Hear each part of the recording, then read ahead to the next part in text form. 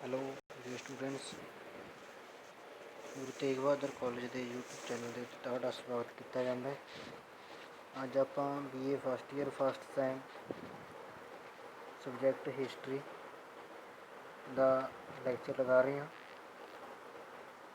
ਪਿਛਲੇ ਲੈਕਚਰ ਦੇ ਵਿੱਚ ਆਪਾਂ ਨੇ ਭਾਰਤ ਦੇ ਇਤਿਹਾਸਕ ਸੋਰਸਾਂ ਬਾਰੇ ਪੜ੍ਹਿਆ, ਜੋ ਸਾਨੂੰ ਕੁਝ ਨਾ ਕੁਝ ਇਤਿਹਾਸਕ ਸੋਰਸ ਮਿਲੇ। ਅੱਜ ਆਪਾਂ ਪੜ੍ਹਾਂਗੇ ਸਿੰਧ ਘਾਟੀ ਸੱਭਿਅਤਾ ਦਾ ਵਿਸਤਾਰ, ਖੋਜ ਕਾਲ। ਸਿੰਧ ਘਾਟੀ ਸੱਭਿਅਤਾ ਦੀ ਖੋਜ 1921 ਦੇ ਵਿੱਚ ਦਯਾਰਾਮ ਸਾਹਨੀ ਕਰਦਾ ਹੈ। ਸਭ ਤੋਂ ਪਹਿਲਾ ਕੇਂਦਰ ਇਹਦਾ ਹੜੱਪਾ ਸੀਗਾ, ਇਸ ਲਈ ਇਸ ਨੂੰ ਹੜੱਪਾ ਸੱਭਿਅਤਾ ਦੇ ਨਾਂ ਨਾਲ ਵੀ ਜਿਹੜਾ ਉਹ ਜਾਣਿਆ ਜਾਂਦਾ ਹੈ। ਕਾਂਸੇ ਯੁੱਗ ਦੀ ਸੱਭਿਅਤਾ ਦੇ ਨਾਂ ਨਾਲ ਵੀ ਇਸ ਨੂੰ ਜਾਣਿਆ ਜਾਂਦਾ ਹੈ। ਸਿੰਧ ਘਾਟੀ ਸੱਭਿਅਤਾ ਦੇ ਨਾਂ ਨਾਲ ਵੀ ਇਸ ਨੂੰ ਜਾਣਿਆ ਜਾਂਦਾ ਹੈ। ਤਾਂ ਇਸ ਲਈ ਇਹ ਸੱਭਿਅਤਾ ਦੇ ਵਿੱਚ 1921 ਤੋਂ ਬਾਅਦ 1922 ਦੇ ਵਿੱਚ ਮੋਹਨਜੋਦੜੋ ਦੀ ਖੋਜ ਹੋਈ। ਫਿਰ ਹੋਰ ਬਹੁਤ ਸਾਰੇ ਨਗਰ ਸੀ ਜਿਹੜੇ ਸਿੰਧ ਘਾਟੀ ਦੇ ਨੇੜਲੇ, ਸਿੰਧ ਨਦੀ ਦੇ ਨੇੜਲੇ ਖੇਤਰਾਂ ਦੇ ਵਿੱਚ ਬਹੁਤ ਸਾਰੇ ਇਲਾਕੇ ਨੇੜੇ ਉਹ ਮਿਲਦੇ ਨੇ।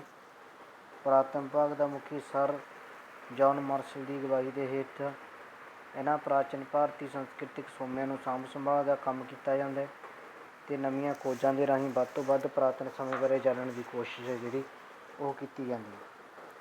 ਹੋਰ ਥਾਵਾਂ ਦੇ ਉੱਤੇ ਖੁਦਾਈ ਕਰਵਾ ਕੇ ਇਸ ਸੱਭਿਅਤਾ ਬਾਰੇ ਹੋਰ ਜਾਣਨ ਦੇ ਲਈ ਪ੍ਰਯਤਨ ਨੇ ਜਿਹੜੇ ਉਹ ਵੀ ਕੀਤੇ ਜਾਂਦੇ। ਇਸ ਸੱਭਿਅਤਾ ਨੂੰ ਸ਼ਹਿਰੀ ਸੱਭਿਅਤਾ ਦੇ ਨਾਂ ਨਾਲ ਵੀ ਜਿਹੜਾ ਉਹ ਜਾਣਿਆ ਜਾਂਦਾ। ਇਸ ਦਾ ਵਿਸਤਾਰ ਦੇ ਸੰਬੰਧ ਦੇ ਵਿੱਚ ਜੇ ਦੇਖਿਆ ਜਾਵੇ, ਸਿੰਧ ਘੱਟੀ ਤੋਂ ਲੈ ਕੇ ਬਲੂਚਿਸਤਾਨ, ਸ਼ਾਹੀ ਟੱਪ, ਰਾਜਸਥਾਨ, ਕਾਲੀਬੰਗਾ, ਗੁਜਰਾਤ, ਕਾਠੀਆਵਾੜ, ਸੰਗੋਲ, ਹਰਿਆਣਾ, ਨੇਪਾਲ, ਬਹੁਤ ਸਾਰੇ ਪ੍ਰਦੇਸ਼ਾਂ ਦੇ ਆਧੁਨਿਕ ਚੰਡੀਗੜ੍ਹ ਤੱਕ, ਆਲਮਗੀਰ ਤੱਕ ਦੇ ਇਲਾਕੇ ਨੇ ਜਿਹੜੇ ਉਹ ਮੋਹਨਜੋਦੜੋ ਅਤੇ ਹੜੱਪਾ ਦੇ ਖੇਤਰਾਂ ਦੇ ਵਿੱਚ ਨੇ ਜਿਹੜੇ ਉਹ ਜਾਣੇ ਜਾਣ ਲੱਗ ਪੈਂਦੇ ਨੇ। ਉਸ ਤੋਂ ਬਾਅਦ ਵਿਸਤਾਰ ਅੱਗੇ ਕਾਲ ਦੇ ਸੰਬੰਧੀ ਅਲੱਗ-ਅਲੱਗ ਰਾਈਟਰ ਇਸ ਨੂੰ ਅਲੱਗ-ਅਲੱਗ ਦੱਸਦੇ ਨੇ। ਸਰ ਜੌਨ ਮਾਰਸ਼ਲ ਸਿੰਧ ਘਾਟੀ ਸੱਭਿਅਤਾ ਨੂੰ ਮੈਸੋਪੋਟਾਮੀਆ ਅਤੇ ਮਿਸਰ ਦੀ ਸੱਭਿਅਤਾਵਾਂ ਦੀ ਸਮਕਾਲੀ ਮੰਨਦਾ ਹੈ ਕਿ ਜਦੋਂ ਉਹ ਸੱਭਿਅਤਾ ਹੋਈਆਂ ਉਦੋਂ ਇਹ ਸੱਭਿਅਤਾ ਸੀਗੀ। ਸੱਭਿਅਤਾ ਦਾ ਕਾਲ ਕੋਈ 3250 ਤੋਂ 2750 ਮੰਨਦਾ ਹੈ, ਕੋਈ 2800 ਤੋਂ 2000 ਮੰਨਦਾ ਹੈ, 2500 ਤੋਂ 1700 ਮੰਨਦਾ ਹੈ। ਜੇ ਪੂਰਨ ਦੇਖਿਆ ਜਾਵੇ ਤਾਂ 2500 ਤੋਂ 1700 ਦਾ ਕਾਲ ਹੈ ਜਿਹੜਾ ਇਹਦੇ 'ਤੇ ਜ਼ਿਆਦਾ ਲੋਕ ਵਿਸ਼ਵਾਸ ਕਰਦੇ ਨੇ। ਲੋਕ ਕਿੱਦਾਂ ਦੇ ਸੀਗੇ? ਕਹਿੰਦੇ ਹਿੰਦੀ ਆਰੀਅਨ ਲੋਕ ਮੰਨਦੇ ਨੇ, ਕੁਝ ਇਹਨਾਂ ਨੂੰ ਸੁਮੇਰੀਅਨਜ਼ ਮੰਨਦੇ ਨੇ। ਮੋਹਨਜੋਦੜੋ ਹੜੱਪਾ ਤੋਂ ਪ੍ਰਾਪਤ ਤੋਂ ਅਨੁਮਾਨ ਲਾਇਆ ਜਾਂਦਾ ਕਿ 4 ਨਸਲਾਂ ਸੀਗੀਆਂ, ਜਿਹਦੇ ਵਿੱਚ ਪ੍ਰੋਟੋਸਟੋਰਡ, ਮੈਡੀਟੋਰਨ, ਮੋਨਗੋਲਾਇਡ, ਐਲਪੀਨੋਇਡ।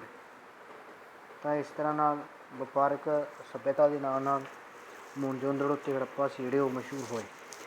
ਸਿੰਧ ਘਾਟੀ ਸੱਭਿਅਤਾ ਦੇ ਪ੍ਰਮੁੱਖ ਸਥਾਨਾਂ ਬਾਰੇ ਜਿਹੜਾ ਉਹ ਆਪਾਂ ਪੜ੍ਹਦੇ ਹਾਂ। ਸਿੰਧ ਘਾਟੀ ਸੱਭਿਅਤਾ ਦਾ ਪ੍ਰਮੁੱਖ ਸਥਾਨ ਸਭ ਤੋਂ ਪਹਿਲਾਂ ਆਉਂਦਾ ਹੈ ਹੜੱਪਾ। ਰਾਵੀ ਨਦੀ ਦੇ ਕੰਢੇ 'ਤੇ ਮਿੰਟਗੋਮਰੀ, ਪਾਕਿਸਤਾਨ ਦੇ ਵਿੱਚ ਇਹ ਸਥਿਤ ਹੈ। 1921 ਨੂੰ ਦਯਾਰਾਮ ਸਾਹਨੀ ਇਹਦੀ ਖੋਜ ਕਰਦਾ। ਇਹਦੇ ਤੋਂ ਮੋਹਨਜੋਦੜੋ ਦੇ ਨਾਲ ਮਿਲਦੇ ਵੱਡੇ ਵੱਡੇ ਭਵਨ ਨਿਰਮਾਣ ਮਿਲੇ। ਹੜੱਪਾ ਦਾ ਸਭ ਤੋਂ ਵੱਡਾ ਭਵਨ ਵਿਸ਼ਾਲ ਗੋਦਾਮ ਅੰਨ ਭੰਡਾਰ ਸੀਗਾ ਅਤੇ ਉਸ ਤੋਂ ਬਾਅਦ ਕਮਰੇ, ਬਰਾਂਡੇ, ਹੜੱਪਾ ਤੋਂ ਬਰਤਨ, ਜੇਵਰ, ਮੋਹਰ ਅਤੇ ਹੋਰ ਵਸਤਾਂ ਮਿਲੀਆਂ। ਮੋਹਨਜੋਦੜੋ ਇਹ ਸਿੰਧ ਘਾਟੀ ਸੱਭਿਅਤਾ ਦਾ ਦੂਜਾ ਸਭ ਤੋਂ ਮਹੱਤਵਪੂਰਨ ਕੇਂਦਰ ਮੰਨਿਆ ਜਾਂਦਾ। ਮੋਹਨਜੋਦੜੋ ਦਾ ਭਾਵ ਹੈ ਮੁਰਦਿਆਂ ਦਾ ਟਿੱਲਾ। ਕਹਿੰਦੇ ਉੱਥੋਂ ਮੁਰਦਿਆਂ ਬਾਰੇ ਪਤਾ ਲੱਗਿਆ। 1922 'ਚ ਰਾਖਲਦਾਸ ਬੈਨਰਜੀ ਇਹਦੀ ਖੋਜ ਕਰਦਾ। ਇਸ ਤੋਂ ਬਾਅਦ ਇਹਦੀ ਕਹਿੰਦੇ 7 ਵਾਰ ਉਸਾਰੀ ਹੋਈ ਅਤੇ 7 ਵਾਰ ਤਬਾਹ ਹੋਇਆ।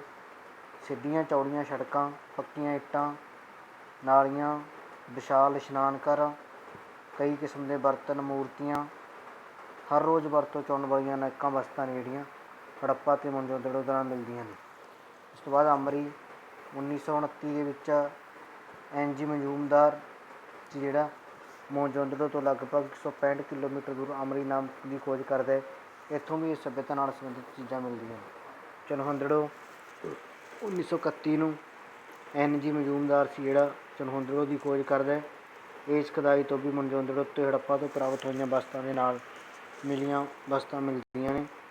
ਕੋਟ ਡੀ ਵੀ ਦੱਖਣ ਪੂਰਬ ਵੱਲ ਨੂੰ 40 ਕਿਲੋਮੀਟਰ ਦੂਰ ਮੋਹਨਜੋਦੜੋ ਤੋਂ ਸਥਿਤ ਹੈ। ਪਾਕਿਸਤਾਨ ਦੇ ਪ੍ਰਤੰਤਰ ਵਿਭਾਗ ਦੇ ਅਧਿਕਾਰੀ FA ਖਾਨ ਇਸ ਦੀ ਖੋਜ ਕਰਦੇ ਨੇ।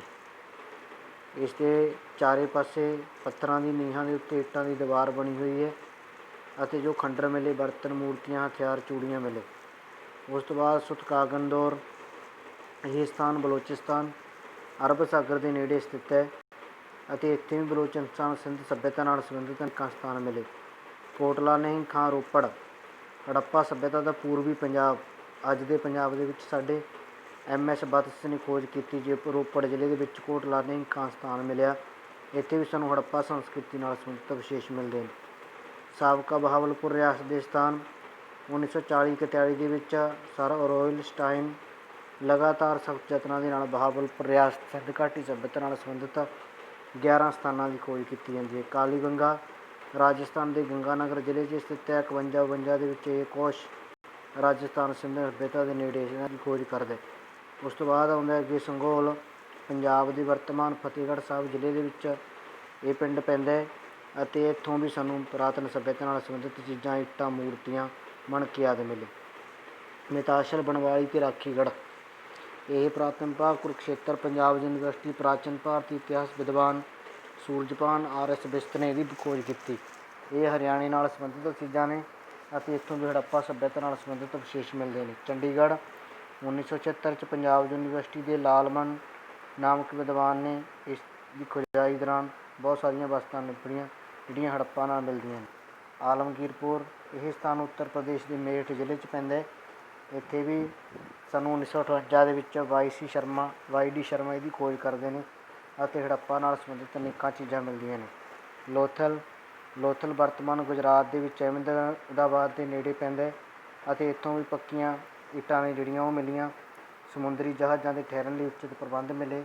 ਬੰਦਰਗਾਹਾਂ ਦਾ ਰੂਪ ਮਿਲਿਆ, ਇਸ ਲਈ ਲੋਥਲ ਦੇ ਵਿੱਚ ਬੰਦਰਗਾਹ, ਔਜ਼ਾਰ, ਬਰਤਨ, ਹੋਰ ਬਹੁਤ ਸਾਰੀਆਂ ਮਹੱਤਵਪੂਰਨ ਚੀਜ਼ਾਂ ਨੇ ਜਿਹੜੀਆਂ ਉਹ ਮਿਲਦੀਆਂ ਨੇ। ਉਸ ਤੋਂ ਬਾਅਦ ਆ ਜਾਂਦਾ ਆਪਣੇ ਕੋਲ ਨਗਰ ਯੋਜਨਾ। ਅਤੇ ਇਸ ਸਥਾਨਾਂ ਦੇ ਵਿੱਚ ਜਿਹੜੇ ਇੰਪੋਰਟੈਂਟ ਨੇ ਉਹ ਤੁਸੀਂ ਇੰਪੋਰਟੈਂਟ ਕਰ ਲਿਓ, ਜਿਵੇਂ ਹੜੱਪਾ ਹੋ ਗਿਆ, ਮੋਹਨਜੋਦੜੋ, ਚੁਨਹੋਦੜੋ, ਕੋਟਲਾ ਨਹੀਂ ਖਾਂ। ਉਸ ਤੋਂ ਬਾਅਦ ਲੋਥਲ ਆ ਗਿਆ, ਸੰਘੋਲ ਆ ਗਿਆ, ਠੀਕ ਹੈ, ਕਾਲੀਬੰਗਾ, ਰਾਖੀਗੜ੍ਹ। ਇਹ ਚੀਜ਼ਾਂ ਤੁਸੀਂ ਇੰਪੋਰਟੈਂਟ ਕਰ ਸਕਦੇ ਹੋ। ਨਗਰ ਯੋਜਨਾ ਦੇ ਲਈ ਇਸ ਨੂੰ ਸਭ ਤੋਂ ਜਾਣਿਆ ਜਾਂਦਾ ਸੀਗਾ। ਨਗਰ ਯੋਜਨਾ ਸੀ ਜਿਹੜੀ ਉਹ ਮੋਹਨਜੋਦੜੋ ਦੀ ਪ੍ਰਸਿੱਧ ਸੀ, ਕਿਉਂਕਿ 90 ਡਿਗਰੀ ਦੇ ਉੱਤੇ 4 ਚੁਰਸਤੇ, ਜਿਵੇਂ ਚੰਡੀਗੜ੍ਹ ਦੇ ਦੇਖੋ ਨੇ ਚੌਂਕ ਸਾਰੇ ਇੱਕੋ ਜਿਹੇ ਨੇ, ਇੱਦਾਂ ਦੇ ਸੀਗੇ। ਸਾਰੀਆਂ ਇਕਸਾਰ ਸੜਕਾਂ, ਇਕਸਾਰ ਨਾਲੀਆਂ ਢੱਕੀਆਂ ਹੁੰਦੀਆਂ ਸੀਗੀਆਂ। ਨਗਰ ਦਾ 2 ਭਾਗਾਂ 'ਚ। ਸਿੰਧ ਘਾਟੀ ਸੱਭਿਅਤਾ ਦੇ ਨਗਰ 2 ਭਾਗਾਂ 'ਚ ਨੇ, ਹੜੱਪਾ ਅਤੇ ਮੋਹਨਜੋਦੜੋ ਦਾ ਅਰਥ ਮੋਤੀਆਂ ਦਾ ਟਿੱਲਾ। ਸ਼ਹਿਰੀ ਪ੍ਰਾਂਤ ਲਰਕਾਣਾ ਜ਼ਿਲ੍ਹੇ, ਪਾਕਿਸਤਾਨ, ਸਿੰਧ ਦਰਿਆ ਦੇ ਕੰਢੇ 'ਤੇ ਪੈਂਦਾ। ਇੱਥੋਂ ਵੀ ਬਹੁਤ ਸਾਰੀ ਸੱਭਿਅਤਾ ਨਾਲ ਸੰਬੰਧਿਤ ਚੀਜ਼ਾਂ ਨੇ ਜਿਹੜੀਆਂ ਸਾਨੂੰ ਮਿਲਦੀਆਂ ਨੇ। ਧਰਤੀ 'ਤੇ ਬਣਿਆ ਹੋਇਆ ਇੱਕ ਸਵਰਗ ਦੀ ਤਰ੍ਹਾਂ ਇਹ ਚੀਜ਼ਾਂ ਸੀ ਜਿਹੜੀਆਂ ਸਾਨੂੰ ਇੱਥੋਂ ਪ੍ਰਾਪਤ ਹੋਈਆਂ। ਉਸ ਤੋਂ ਬਾਅਦ ਸੜਕਾਂ ਅਤੇ ਗਲੀਆਂ।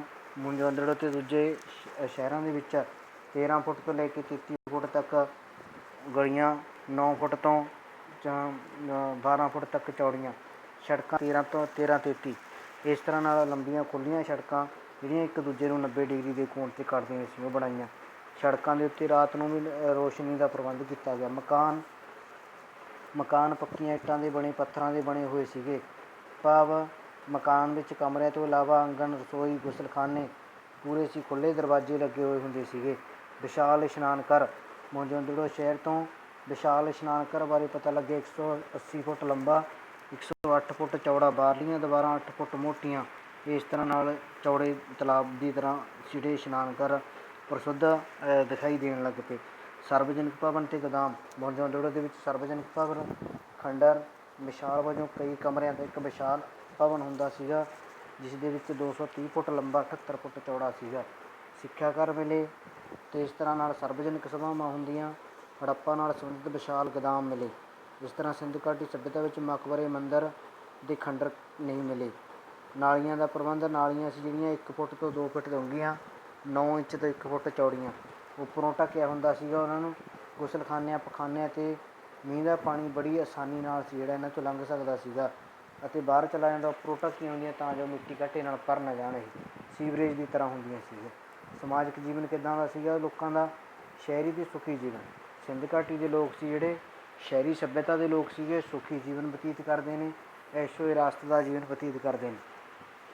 ਜਿਵੇਂ ਸ਼ਹਿਰੀ ਲੋਕ ਕਾਂਟੇ, ਸੂਈਆਂ ਖਾਣ ਦੇ ਲਈ ਵਰਤਦੇ ਸੀਗੇ, ਭਾਵ ਟੇਬਲ ਦੇ ਉੱਤੇ ਬੈਠ ਕੇ ਉੱਦਾਂ ਦਾ ਭੋਜਨ ਸੀ ਜਿਹੜਾ ਸਿੰਧ ਘਾਟੀ ਸੱਭਿਅਤਾ ਦੇ ਲੋਕ ਵੀ ਕਰਦੇ ਸੀਗੇ। ਕੰਘੀਆਂ, ਕੁਹਾੜੀਆਂ, ਦਾਤਰੀਆਂ, ਕੁਰਸੀਆਂ ਆਦਿ ਖਿਡੌਣੇ ਦੀ ਵਰਤੋਂ ਕੀਤੀ ਜਾਂਦੀ ਹੈ। ਭੋਜਨ ਖਾਣ ਦੇ ਲਈ ਵੀ ਉਹ ਸੱਭਿਅਕ ਲੋਕਾਂ ਵਰਗਾ ਜੀਵਨ ਜਿਉਂਦੇ ਨੇ। ਕਣਕ, ਜੌਂ ਅਤੇ ਚੌਲ, ਦੁੱਧ, ਸਬਜ਼ੀਆਂ ਦੀ ਵਰਤੋਂ ਸੀ ਜਿਹੜੀ ਉਹ ਆਮ ਕਰਦੇ ਨੇ।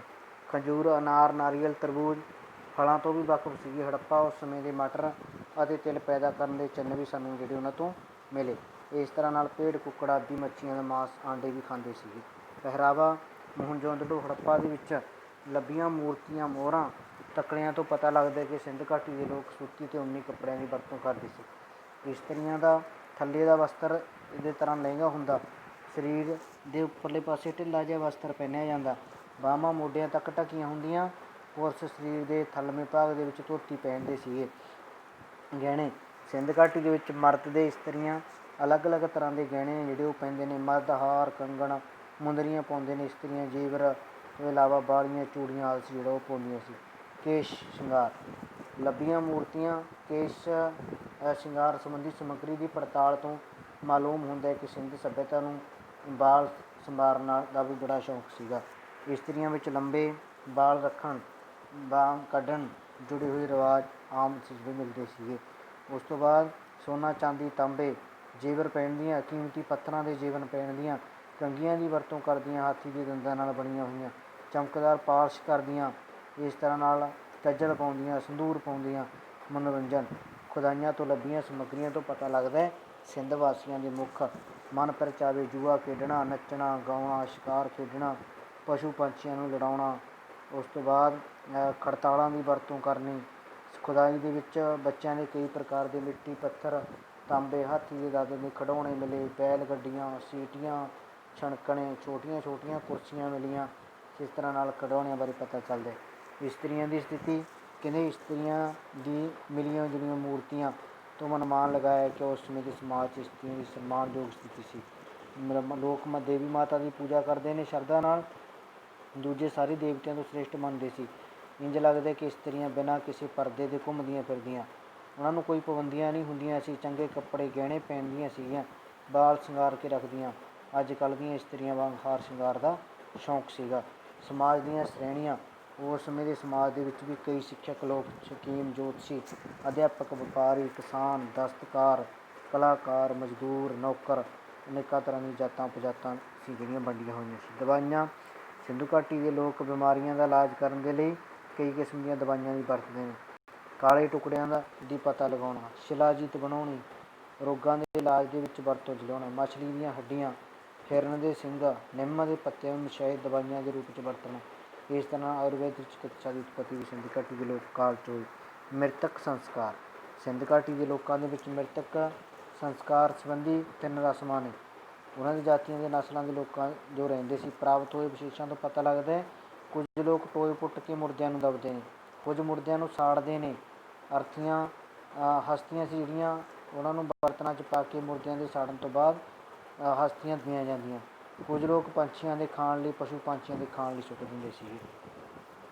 ਉਸ ਤੋਂ ਬਾਅਦ ਆਰਥਿਕ ਜੀਵਨ ਸਿੰਧ ਘਾਟੀ ਦੀ ਖੁਦਾਈ ਤੋਂ ਬਾਅਦ ਬਹੁਤ ਸਾਰੀ ਸਮੱਗਰੀ ਮਿਲੀ ਜਿਹੜੀ ਲੋਕਾਂ ਦੇ ਆਰਥਿਕ ਜੀਵਨ ਬਾਰੇ ਵੀ ਸਾਨੂੰ ਚਾਨਣਾ ਜਿਹੜਾ ਉਹ ਪਾਉਂਦੀ ਹੈ। ਖੇਤੀਬਾੜੀ ਸਿੰਧ ਘਾਟੀ ਦੇ ਲੋਕਾਂ ਦਾ ਮੁੱਖ ਧੰਦਾ ਜਿਹੜਾ ਉਹ ਖੇਤੀਬਾੜੀ ਹੈ।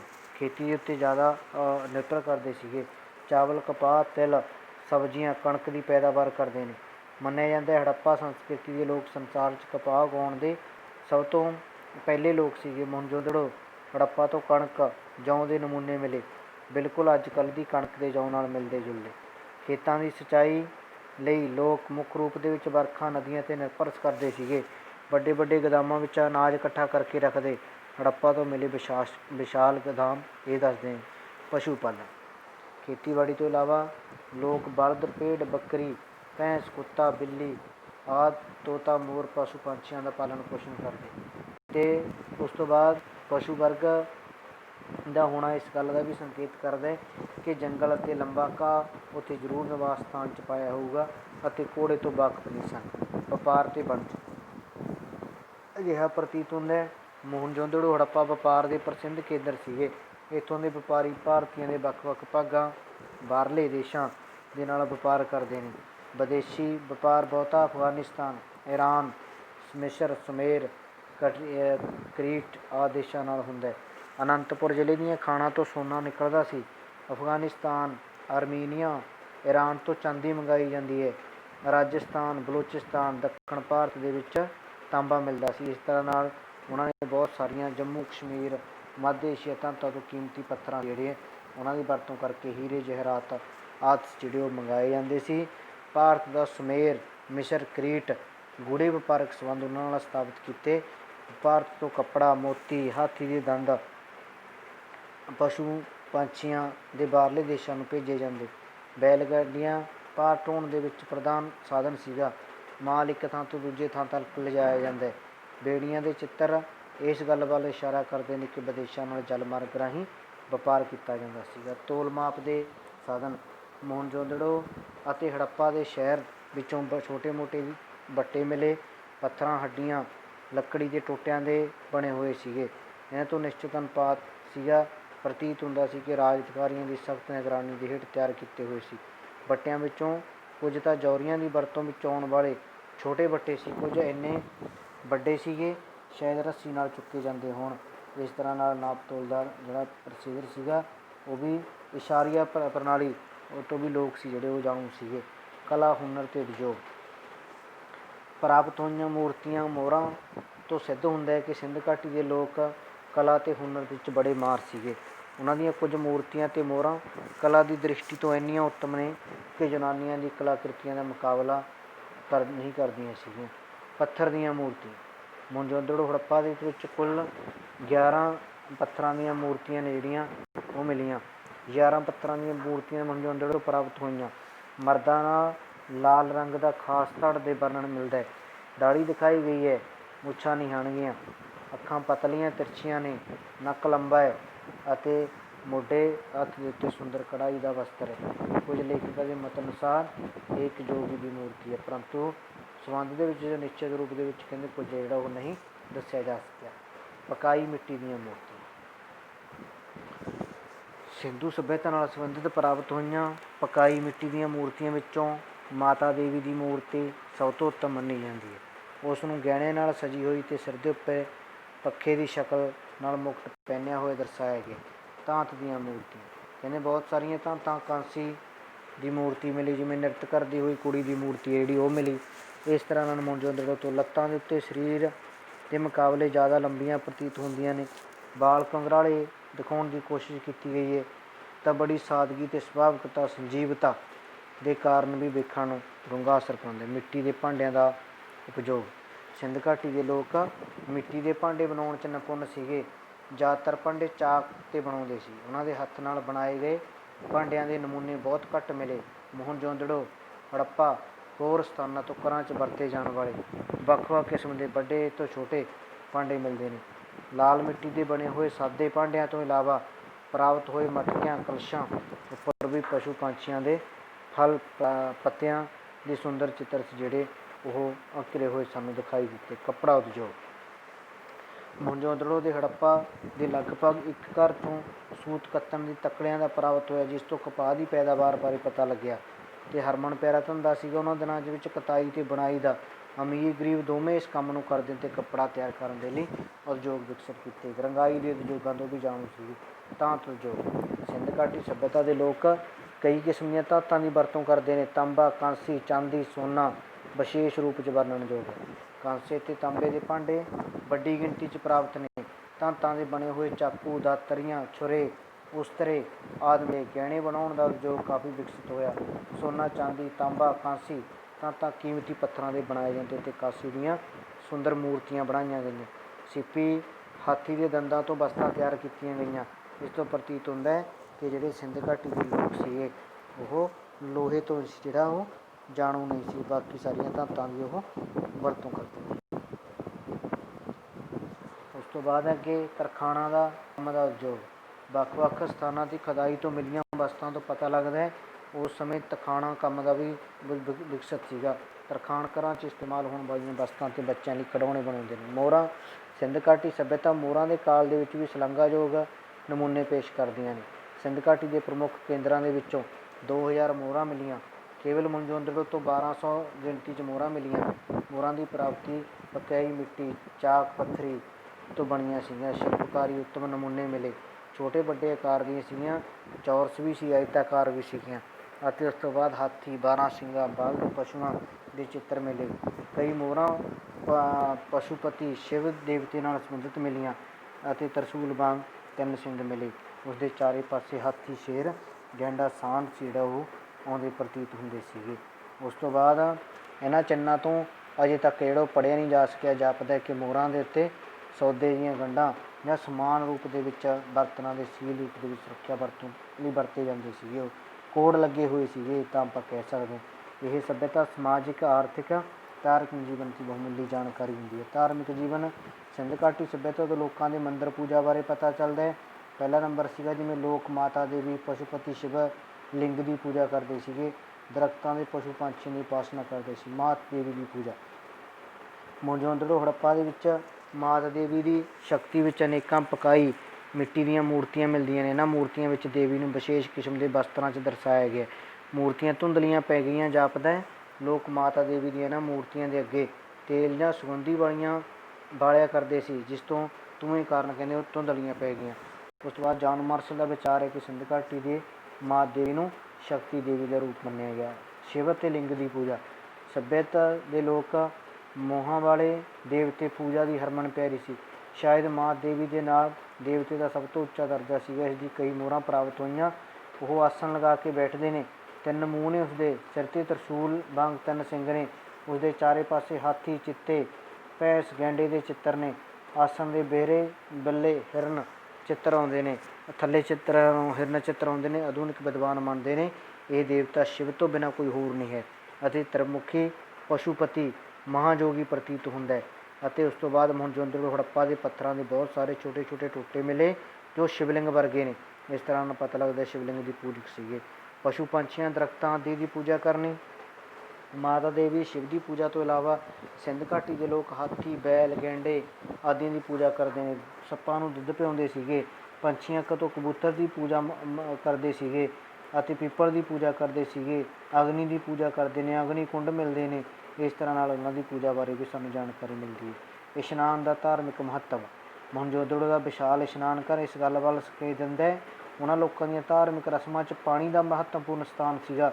ਇਸ਼ਨਾਨ ਕਰਨਾ ਧਾਰਮਿਕ ਕਾਰਜਾਂ ਲਈ ਜ਼ਰੂਰੀ ਮੰਨਿਆ ਜਾਂਦਾ। ਸਿੰਧ ਘਾਟੀ ਦੇ ਲੋਕਾਂ 'ਚ ਆਧੁਨਿਕ ਹਿੰਦੂ ਧਰਮ ਦੀਆਂ ਬਹੁਤ ਸਾਰੀਆਂ ਰਸਮਾਂ ਪ੍ਰਚਲਿਤ ਨੇ ਜਿਹੜੀਆਂ ਉਹ ਪਾਈਆਂ ਗਈਆਂ।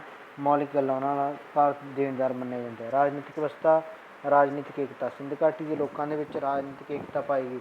ਪੰਜਾਬ, ਸਿੰਧ, ਬਲੋਚਿਸਤਾਨ, ਰਾਜਸਥਾਨ, ਕਾਠੀਆਵਾੜ ਪ੍ਰਦੇਸ਼ ਇੱਕੋ ਜਿਹੀਆਂ ਮੋਹਰਾਂ, ਇੱਕੋ ਜਿਹੀਆਂ ਮੂਰਤੀਆਂ, ਇੱਕੋ ਜਿਹੇ ਭਵਨ, ਨਾਪ ਤੋਲ ਇੱਕੋ ਜਿਹੇ, ਲਿਪੀ ਇੱਕੋ ਜਿਹੀ, ਤਾਂ ਪਤਾ ਲੱਗਿਆ ਕਿ ਉਹ ਇੱਕੋ ਰਾਜਾ ਰਾਜ ਕਰਦਾ ਹੋਣਾ। ਇਸ ਲਈ ਰਾਜਨੀਤਿਕ ਏਕਤਾ। ਹੜੱਪਾ ਦੇ ਲੋਕਾਂ ਦੀ ਨਸਲ ਸੰਸਕ੍ਰਿਤੀ ਏਕਤਾ ਦੇ ਆਧਾਰ 'ਤੇ ਸਭ ਤੋਂ ਪਹਿਲਾਂ ਸਾਮਰਾਜ ਦੀ ਨੀਂਹ ਰੱਖੀ। ਬਿਨਾਂ ਸ਼ਕਤੀ ਦੀ ਵਰਤੋਂ ਕੀਤੇ ਭੂਗੋਲਿਕ ਇਕਾਈਆਂ ਲਈ ਰਾਜਨੀਤਿਕ ਏਕਤਾ ਲਿਆਂਦੀ। ਵਿਦਵਾਨਾਂ ਦਾ ਕਹਿਣਾ ਹੈ ਹੜੱਪਾ ਮੋਹਨਜੋਦੜੋ ਸਿੰਧ ਸਾਮਰਾਜ ਦੀ ਉੱਤਰੀ ਦੱਖਣੀ ਰਾਜਧਾਨੀਆਂ ਸੀਗੀਆਂ ਅਤੇ ਵਿਸ਼ਾਲ ਸਾਮਰਾਜ ਨੂੰ ਕਾਬੂ ਕੀਤਾ ਹੋਇਆ ਸੀ। ਕੁਸ਼ਲ ਸ਼ਾਸਕ ਪ੍ਰਬੰਧਕ ਅਜਿਹਾ ਪ੍ਰਤੀਤ ਹੁੰਦਾ ਹੈ ਉਸ ਸਮੇਂ ਦੇ ਸ਼ਾਸਨ ਪ੍ਰਬੰਧ ਸੀ ਬੜੇ ਕੁਸ਼ਲ ਸੀਗੇ। ਬੜੀਆਂ ਯੋਜਨਾਵਾਂ ਬਣਾਉਂਦੇ ਨੇ, ਜਿਵੇਂ ਸੜਕਾਂ, ਗਲੀਆਂ ਨਾਲੀਆਂ ਸਿੱਧੀਆਂ ਬਣਾ ਕੇ ਰੱਖਣੀਆਂ, ਲੋਕ ਭਲਾਈ ਲਈ ਕੰਮ ਕਰਨੇ, ਸਾਫ ਸਫਾਈ ਦਾ ਧਿਆਨ ਰੱਖਣਾ, ਭਵਨ ਨਿਰਮਾਣ ਕਲਾ ਮੈਸੋਪੋਟਾਮੀਆ ਦੀ ਤਰ੍ਹਾਂ ਬਣਾਉਣੀ। ਮੋਹਨਜੋਦੜੋ ਦੇ ਵਿੱਚ ਇੱਕ ਹਾਲ ਸੀ ਜਿਹੜਾ ਉਹ ਬਣਾਇਆ, ਲੋਕਾਂ ਦੇ ਬੈਠਣ ਲਈ ਖੁੱਲ੍ਹਾ। ਇਸ ਤਰ੍ਹਾਂ ਨਾਲ ਉਸ ਤੋਂ ਬਾਅਦ ਭੂਮੀ ਕਰ ਸਰਕਾਰੀ ਆਮਦਨ ਦਾ ਮੁੱਖ ਸਾਧਨ ਮੋਹਨਜੋਦੜੋ ਅਤੇ ਹੜੱਪਾ ਦੇ ਵਿੱਚ ਮਿਲੇ ਵੱਡੇ ਵੱਡੇ ਸਰਕਾਰੀ ਗੋਦਾਮਾਂ 'ਚੋਂ ਇਤਿਹਾਸਕਾਰਾਂ ਦਾ ਅਨੁਮਾਨ ਹੈ ਕਿ ਆਮਦਨ ਦਾ ਮੁੱਖ ਸਾਧਨ ਭੂਮੀ ਕਰ ਸੀ। ਅਨਾਜ ਦੇ ਰੂਪ 'ਚ ਇਕੱਠਾ ਕੀਤਾ ਜਾਂਦਾ ਹੈ।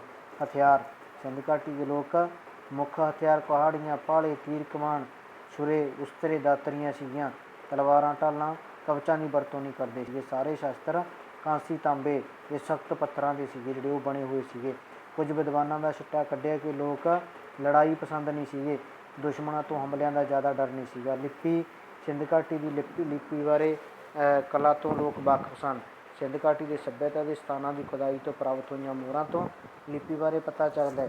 ਮੰਦੇ ਭਾਗਾਂ ਨਾਲ ਲਿਪੀ 'ਚ ਵਿਦਵਾਨ ਹਾਲੇ ਤੱਕ ਪੜ੍ਹਨ ਸਮਝਣ 'ਚ ਸਫਲ ਨਹੀਂ ਹੋਏ। ਵਿਦਵਾਨਾਂ ਦਾ ਵਿਚਾਰ ਹੈ ਕਿ ਸੁਮੇਰੀਅਨ ਭਾਸ਼ਾ ਨਾਲ ਮਿਲਦੀ ਜੁਲਦੀ ਹੈ। ਕੁਝ ਸੰਬੰਧ ਦਰਾਵਿੜ ਜਾਂ ਦਰਾਵਿੜ ਭਾਸ਼ਾ ਨਾਲ ਜੋੜਦੇ ਨੇ। ਪ੍ਰਾਚੀਨ ਸੰਸਕ੍ਰਿਤੀ ਭਾਸ਼ਾ ਨਾਲ ਇਹਨਾਂ ਵਿੱਚੋਂ ਵਿਦਵਾਨ ਅਤੇ ਵਿਸ਼ਵਾਸਯੋਗ ਨਹੀਂ ਮੰਨਿਆ ਜਾਂਦਾ। ਚਿੱਤਰ ਸੰਕੇਤ ਸੰਬੰਧੀ ਲਿਪੀ ਨੂੰ ਬਹੁਤ ਸਾਰੇ ਵਿਦਵਾਨ ਮੰਨਦੇ ਨੇ ਕਿ ਇਹ ਚਿੱਤਰਾਤਮਕ ਹੈ, ਚਿੰਨ੍ਹਾਂ ਦੇ ਰੂਪ 'ਚ ਵਿੱਚ ਮਿਲਦੀ ਹੈ। 400 ਦੇ ਕਰੀਬ ਚਿੰਨ੍ਹ ਮਿਲੇ। ਹਰੇਕ ਚਿੰਨ੍ਹ ਕਿਸੇ ਧੁਨ ਵਿਚਾਰ ਜਾਂ ਵਸਤੂ ਨੂੰ ਦਰਸਾਉਂਦਾ ਹੈ। ਇੰਨੀ ਜ਼ਿਆਦਾ ਗਿਣਤੀ ਦੇ ਵਿੱਚ ਚਿੰਨ੍ਹ ਸਪਸ਼ਟ ਹੋਣ ਤੋਂ ਵਰਣਾਤਮਕ ਲਿਪੀ ਸਾਨੂੰ ਨਹੀਂ ਮਿਲੀ ਹੈਗੀ। ਆਮ ਤੌਰ 'ਤੇ ਸੱਜੇ ਤੋਂ ਖੱਬੇ ਪਾਸੇ ਵੱਲ ਲਿਖੀ ਜਾਂਦੀ ਸੀ, ਲੇਕਿਨ ਕੁਝ ਮੋਹਰਾਂ ਦੇ ਉੱਤੇ ਸੰਕੇਤ ਮਿਲਦਾ ਹੈ ਕਿ ਕਿਤੇ ਕਿਤੇ ਦੂਜੀ ਸਤਰ ਖੱਬੇ ਤੋਂ ਸੱਜੇ ਅਤੇ ਸੱਜੇ ਤੋਂ ਖੱਬੇ ਦੋਵਾਂ 'ਤੇ ਲਿਖੀ ਹੋਈ ਹੈ। ਉਹਨਾਂ ਨੇ ਇਸ ਲਿਪੀ ਨੂੰ ਪੜ੍ਹਨ ਸੰਬੰਧੀ ਨਿਸ਼ਚਿਤ ਵਿਧੀ ਲੱਭੀ, ਪਰ ਉਹਨੇ ਵਿਸ਼ੇਸ਼ ਰੂਪ ਇੱਕ ਪੁਸਤਕ ਦੇ ਵਿੱਚ ਅਸੀਂ ਜਿਹੜਾ ਐਡੀ ਗਲੋਰੀਸ ਆਫ ਇੰਡਸ ਸੀਲ 'ਚ ਲਿਖਿਆ ਕਿ ਵਿਚਾਰ ਸਿੰਧ ਘਾਟੀ ਸੱਭਿਅਤਾ ਦੀ ਲਿਖੀ ਲਿਪੀ ਚਿੱਤਰ ਸੰਕੇਤਮਕ ਹੈ, ਕੋਈ ਅੱਖਰੀ ਨਹੀਂ ਹੈਗੀ, ਜਿਸ ਲਈ ਇਸ ਨੂੰ ਪੜ੍ਹਿਆ ਨਹੀਂ ਜਾ ਸਕਿਆ ਹੈਗਾ ਹਾਲੇ ਤੱਕ। ਇਸ ਲਈ ਲਿਪੀ ਬਾਰੇ ਕੁਝ ਵੀ ਜਾਣਕਾਰੀ ਹੈ ਜਿਹੜੀ ਉਹ ਨਹੀਂ ਹਾਸਲ ਹੋ ਸਕੀ। ਮੋਹਰਾਂ ਦੇ ਉੱਤੇ ਅੰਕਿਤ ਲਿਪੀ ਨੂੰ ਪੜ੍ਹਨ ਅਤੇ ਸਮਝਣ 'ਚ ਕੁਝ ਕੁ ਗਿਣਤੀ 'ਚ ਸਫਲ ਹੋਏ, ਪਰੰਤੂ ਡਾਕਟਰ ਝਾਅ ਇਸ ਦਾਅਵੇ ਦੀ ਪੁਸ਼ਟੀ ਹਾਲੇ ਨਿਸ਼ਚਿਤ ਰੂਪ 'ਚ ਨਹੀਂ ਕਰਦਾ। ਇਸ ਲਈ ਇਹ ਸੀਗਾ ਸਿੰਧ ਘਾਟੀ ਸੱਭਿਅਤਾ ਦੇ ਸਾਨੂੰ ਜੀਵਨ ਕਿੱਦਾਂ ਦਾ ਸੀਗਾ, ਉਹਨਾਂ ਲੋਕਾਂ ਦਾ ਕਿਹੋ ਜਿਹਾ ਜੀਵਨ ਬਸਰ ਕਰਦੇ ਨੇ, ਉਹਦੇ ਬਾਰੇ ਪੜ੍ਹਿਆ ਅਸੀਂ ਨੇ।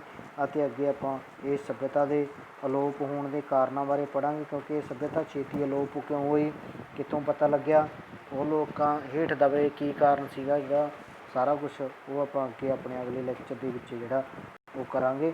ਇੰਨਾ ਕੁ ਆਸ ਹੈ ਕਿ ਸਾਰਿਆਂ ਨੂੰ ਸਮਝ ਜਿਹੜਾ ਉਹ ਆਇਆ ਹੋਣਾ। ਧੰਨਵਾਦ।